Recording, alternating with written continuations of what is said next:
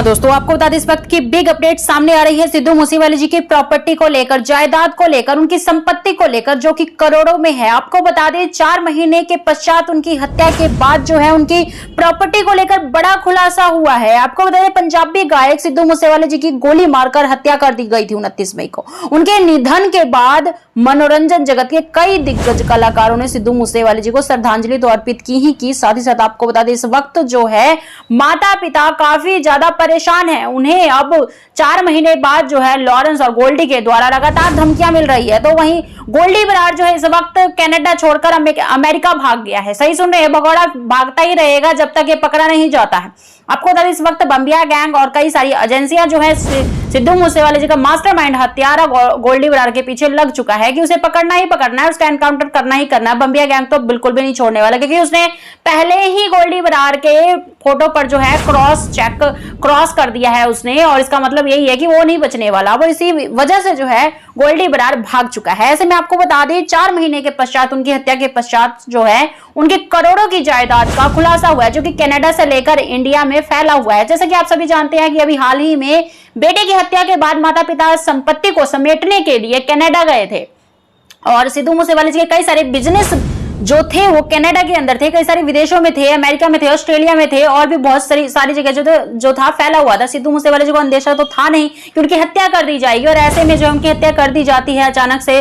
और आपको बता दें उन्हें अंदेशा थोड़ा बहुत था, जो उन्होंने अपने लेवल गाने के अंदर द लास्ट राइड सॉन्ग के अंदर उन्होंने बताया था सारी सच्चाई की, किस प्रकार से उनकी हत्या होगी, जवानी में उनकी जो है अर्थी उठेगी, इस प्रकार की सारी बातें जो है उस गाने के अंदर एक एक बात सच्चाई उन्होंने बता दी थी। शायद वाहिगुरु ने आकर उनको पहले ही बता दिया होगा उनकी मौत को लेकर, लेकिन आपको बता दें जिस प्रकार से दर्दनाक उनकी हत्या हुई इसके बारे में तो किसी ने अंदेशा भी नहीं किया था। किसी ने नहीं सोचा ना सिद्धू मूसेवाले जी ने, ना माता चरण कौर जी ने, कि मेरे हीरे जैसे बेटे को जो है इतनी दर्दनाक मौत दी जाएगी, इस बेरहमी के साथ जो है मारा जाएगा। ऐसे में आपको बता दें 4 महीने पश्चात जो है सिद्धू मूसेवाले जी की जायदाद को लेकर ऐसा भयंकर खुलासा हुआ है, ऐसे करोड़ों की जायदाद का खुलासा हुआ है जिसे सुनकर आप दंग रह जाएंगे दोस्तों, कि आखिरकार इतने कम उम्र में एक इंसान इतनी ज्यादा संपत्ति कैसे इकट्ठा कर सकता, वो भी अपने मेहनत से। जी हाँ, सही सुन रहे हैं। आपको बता दें देवता स्वरूप सिद्धू मूसेवाला जी अपनी गायकी के साथ साथ विवादों के गानों के कारण भी हमेशा सुर्खियों में रहे हैं, और अपने गानों की बदौलत मूसेवाले जी ने देश ही नहीं बल्कि विदेशों तक अपनी पहचान बनाई थी। जी वैगन, टोचन, पंजाबी फिल्म डाकू दा मुंडा का डॉलर सॉन्ग और जट्टा दा मुकाबला समेत कई 295 song, the last ride song, level song, dear mom जो कि बहुत ही दिल को छू जाती है। डियर मॉम सॉन्ग जो है उन्होंने अपनी माता चरण कौर जी के लिए बनाया था स्पेशल, और लास्ट में शायरी भी बोलते हुए नजर आते हैं डियर मॉम के अंदर।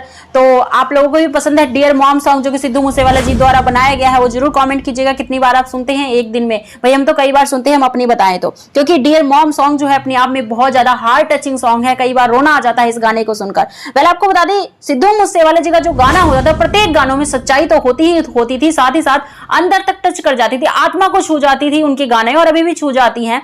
शायद सिद्धू मूसेवाला जी तो अब हमारे बीच नहीं है, लेकिन उनके गाने जो हैं हमेशा उसमें वो हमें दिखाई देंगे, उसमें जीवित रहेंगे। और ऐसे में उनके कई सारे गाने जो है फेमस हुए, उनके जीते जी और उनके मरने के पश्चात भी कई सारे गाने जो है अब ट्रेंड में चल रहे हैं। ऐसे में सिद्धू मूसेवाले जी का एक और गाना भंबिया बोले सॉन्ग जो है इस वक्त वो भी ट्रेंड में चल रहा है। हर कार, ट्रक, हर जगह जो है शादी, पार्टी, ब्याह, यहाँ तक कि मंदिर में भी गाने बजाए जाते हैं सिद्धू मूसेवाले जी के। तो अभी तो गणेश चतुर्थी हुई थी, उसमें भी बजाए गए थे, यहाँ तक कि रामलीला मैदान में, और अब नवरात्रि चल रहे हैं वहां पे भी कई जगहों जो है सिद्धू मूसेवाले जी के गाना कई सारे बजते हैं। डियर मॉम सॉन्ग बजता है, 295 सॉन्ग बजता है, द लास्ट राइड सॉन्ग बजता है, हर जगह जो है सिद्धू मूसेवाला जी की जय जयकार हो रही है इस वक्त। इतना ही नहीं, सिद्धू मूसेवाले जी ने कई सारे गानों से अपनी पहचान तो बनाई, साथ ही साथ वो लाइव कंसल्ट करते थे, और वहां पर कई लाख रुपए जो है वो लिया करते थे एक लाइव कंसल्ट के। और वो मांगते नहीं थे, बल्कि जो लाइव कंसल्ट के लिए उन्हें बुलाते थे अमेरिका, ऑस्ट्रेलिया, कनाडा, विदेशों से लेकर इंडिया के अंदर, पंजाब के अंदर,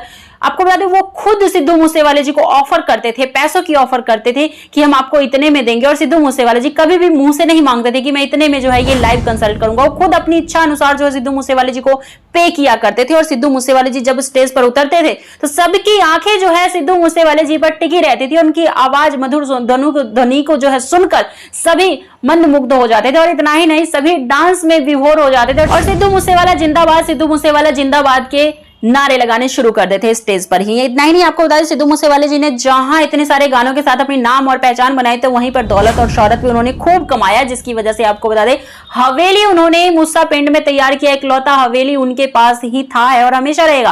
और अपने माता पिता को समर्पित किया था उन्होंने ये हवेली, अपने माता पिता की शान और शौकत के लिए उन्होंने बनाया था, ऐशो आराम के लिए बनाया था। लेकिन देखिए बेटा चला गया है, उसके पश्चात पिता बीमार हैं इस वक्त, और मां चरण कौर जी जो हैं वो अकेले ही सब कुछ मैनेज कर रही हैं। आज के दिन आपको बता दें माता और पिता दोनों ही इकट्ठे हुए, और पिताजी बलकौर सिंह जी जो हैं इस वक्त चेयर पे बैठे हुए हैं, जैसा कि आप देख सकते हैं गनमैन है चारों तरफ उनके प्रोटेक्शन के लिए, और मां चरण कौर जी जो है अकेले ही स्पीच दे रही हैं। एक जो है फैन वो भी स्पीच देता हुआ नजर आ रहा है। पिता बलकौर सिंह जी की हालत भी इस वक्त आप देख सकते हैं गंभीर है, चेयर पे बैठा नहीं जा रहा है उनसे, फिर भी वो फैंस के सामने आए हैं, रूबरू हुए हैं, और सिर्फ अपने बेटे के जस्टिस के लिए दोस्तों।